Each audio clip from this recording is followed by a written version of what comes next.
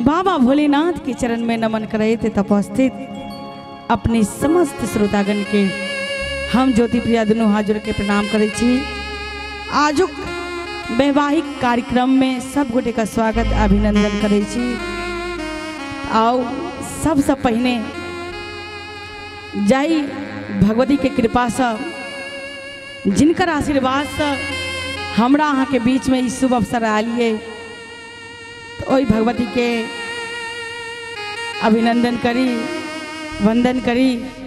सबसे पहले एकटा भगवती गीतक संग अपने सबके समक्ष उपस्थित ताही के बाद जाही उपलक्ष्य में आज की कार्यक्रम ताही किछ अवसर विशेष गीतक संग अपने सबके समक्ष उपस्थित है।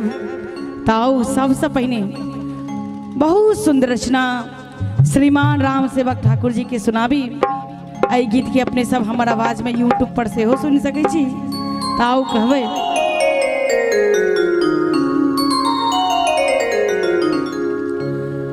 कि हमरो अरजिया के सुनियो भवानी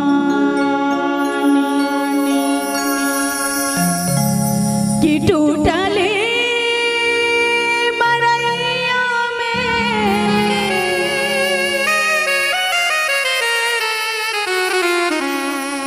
कि टूटले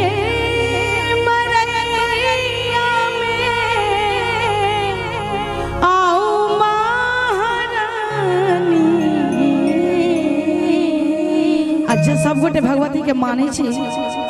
एक बेर दोनों हाथ उठा के उनक दरबार में एक बेर जोरदार जयकारा लगा दे। प्रेम से बाजू सच्चे दरबार की जगत जननी जगदम्बा की मीठ मीठ ताली बजा के सब गोटे सहयोग करी और कहवे कि हमरो अरजिया के सुनियो भवानी हमरो अरजिया के सुनियो भवानी टूटले